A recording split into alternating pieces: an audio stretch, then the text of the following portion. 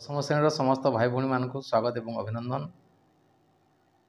ଆଉ ମାତ୍ର ଗୋଟେ ରାତି ରହିଲା, ତାପରେ ବୋର୍ଡ଼ ପରୀକ୍ଷା ଆମେ ତାର ସାମ୍ନା କରିବାର ଅଛି।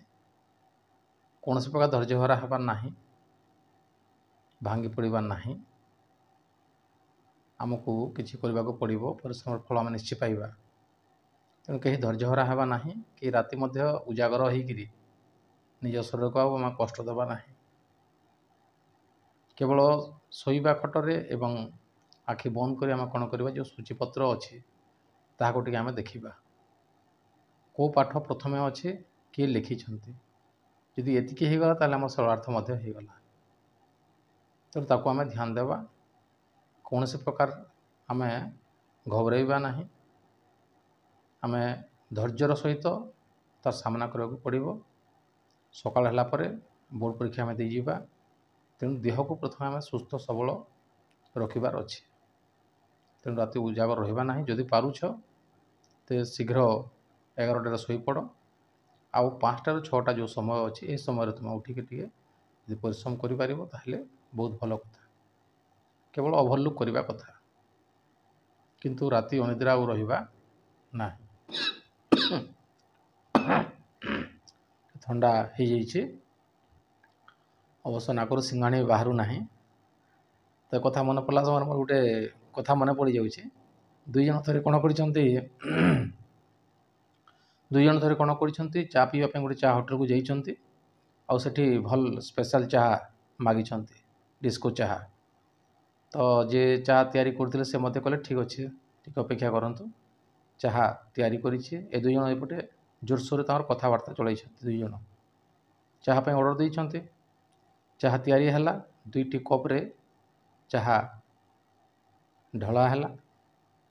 ତ ଏହି ସମୟରେ କ'ଣ ହେଇଛି, ତାହାକୁ ବହୁତ ଥଣ୍ଡା ହେଇଯାଇଥିଲା ଏବଂ ତା ନାକରୁ ସିଙ୍ଘାଣି ମଧ୍ୟ ବାହାରୁଥିଲା। ତ ଯେଉଁ ସମୟରେ ସେ ଚାହା ଢାଳୁଛି, ଠିକ୍ ଢାଳି ସାରିଛି 2 କପ୍, ଆଉ ଏହି ସମୟରେ କ'ଣ ହେଲା, ତାକୁ ଗୋଟେ ବିରାଟ ଛିଙ୍କ ଆସିଲା। ଏତେ ଜୋରରେ ଛିଙ୍କିଲା ଯେ ତାର ନାକରୁ 2 ଲେଣ୍ଡା ସିଙ୍ଘାଣି ବାହାରିକି ସେ ଯେଉଁ କପ୍ରେ ଚାହା ଢାଳିଥିଲା ସେଥିରେ ପଡ଼ିଗଲା। ଏପଟେ ମାଲିକ ଦେଖୁଛି, ଚାହା ଫିକି ପାରିବ ନାହିଁ। ତାପରେ ସେମାନେ କହିଛି ହରବର ହେଉଛନ୍ତି, ସେମାନେ ଶୀଘ୍ର ସେମାନେ ପୁଣି ତରତର ହେଉଛନ୍ତି ଯେ ଚାହା ହେଲା କି ଦିଅ। ତାପରେ ସେ କ'ଣ କରିବ, ଆଉ ଚା'ଟା ସେମାନଙ୍କୁ ଦେଇଦେଲା। ସେମାନେ ଚା ଟିକେ ପିଇଲେ।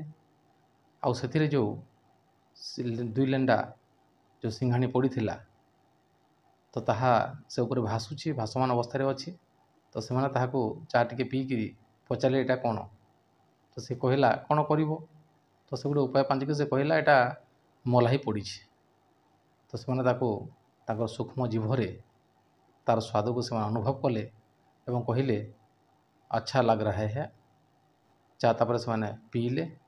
ପିଇ ସାରିଲା ପରେ କହିଲେ ଠିକ୍ ଅଛି, ପରବର୍ତ୍ତୀ ସମୟରେ ଯେତେବେଳେ ଆମକୁ ଦରକାର ପଡ଼ିବ ଆମେ ଆସିବୁ, ଆଉ ତୁମେ ଆମକୁ ଚା ଦେବ। ଚା ପୁଣି ଆମକୁ ଦରକାର। କ'ଣ କରିବ ବିଚାରା କହିଲା, ଠିକ୍ ଅଛି ସାର୍, ନମସ୍କାର। ତାପରେ ସେ 2 ଜଣ ପଳାଇଗଲେ। ତ ଏ କଥାକୁ ଯେତେବେଳେ ଆମେ ଶୁଣୁଛୁ ବହୁତ ଆମକୁ ହସ ବି ଲାଗିପାରେ, କିନ୍ତୁ ବେଶୀ ବି ହସିବା ନାହିଁ। କାରଣ ମୁଁ ଥରେ ପଢ଼ାଇଲା ସମୟରେ କ'ଣ ହେଇଛି, ଏମିତି ପଢ଼ାଇଲା ସମୟରେ ଏମିତି ଗୋଟେ କଥା କହିଛି ଏବଂ ଏତେ ଜଣେ ପିଲା ହସିଛି ଯେ ସେ ପିଲାମାନଙ୍କ ଭିତରୁ ଜଣେ ଏତେ ହସିଛି ଯେ ତାର ଯେଉଁ ଦାନ୍ତ ଗୁଡ଼ିକ ଥିଲା ସବୁ ଦାନ୍ତ ଗୁଡ଼ିକ ତଳେ କଚାଡ଼ି ହେଇକରି ପଡ଼ିଛି। ମୋତେ ବହୁତ ଭୟ ହେଲା। ମୁଁ କଳାପଟା ପଟେ ମୁହଁ କରିଛି, ତାପଟେ ପଛ କରିଦେଲି।